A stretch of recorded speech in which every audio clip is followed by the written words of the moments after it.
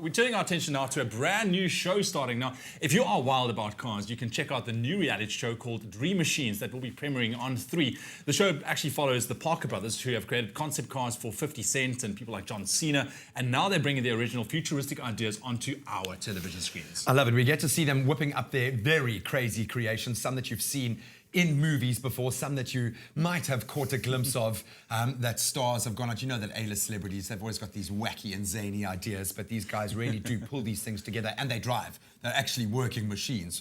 Amazing.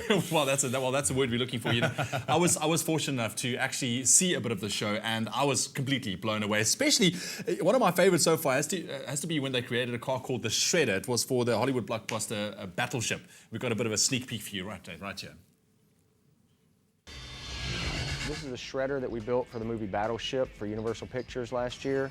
It's one of the alien vehicles that they use to try and destroy the world with.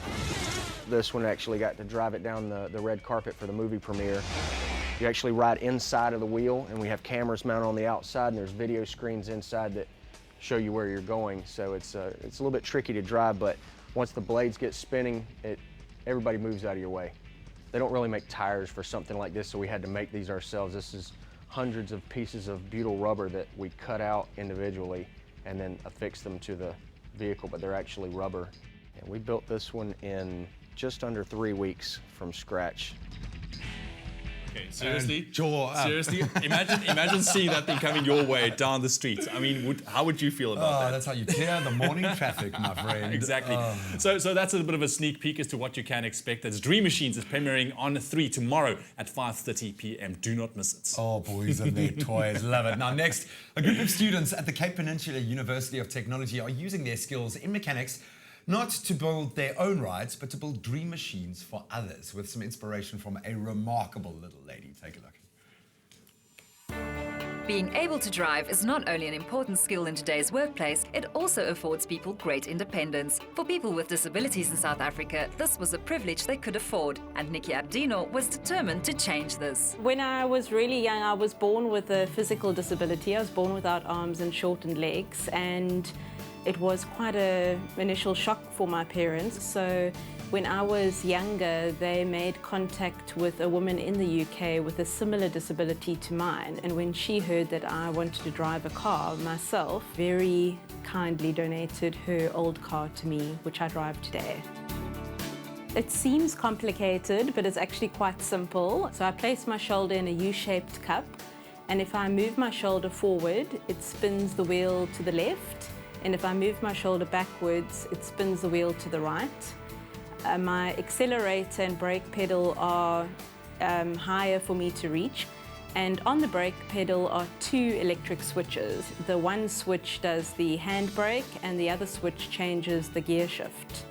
And the last adaptation is a big red button at my left foot, and that does all the auxiliary functions of the car. So there are actually 9 beeps, and each beep is for a different function. I've been on the roads for 13 years now. It's enabled me to have a full career, to be able to be mobile and independent, and only 2 speeding fines. Feeling privileged and inspired by the kindness that was shown to her, Nikki founded Nikki's Drive, which helps fund adapted cars to other people with disabilities across South Africa. The majority of people that we have helped with car adaptions have been people with paraplegia or lower body limitations. The upper body limitations like I have are more complicated, and those adaptions are far more expensive and not available locally as yet. Nikki is now working alongside engineers from CPUT to provide the same joystick steering technology she uses as an alternative for individuals with a similar disability to hers.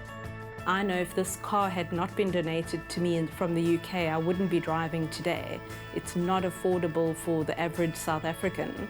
So for me, it's so incredible to be able to be that place where a person with a disability can approach our organisation, apply for funding, and be motivated to have a full and independent life.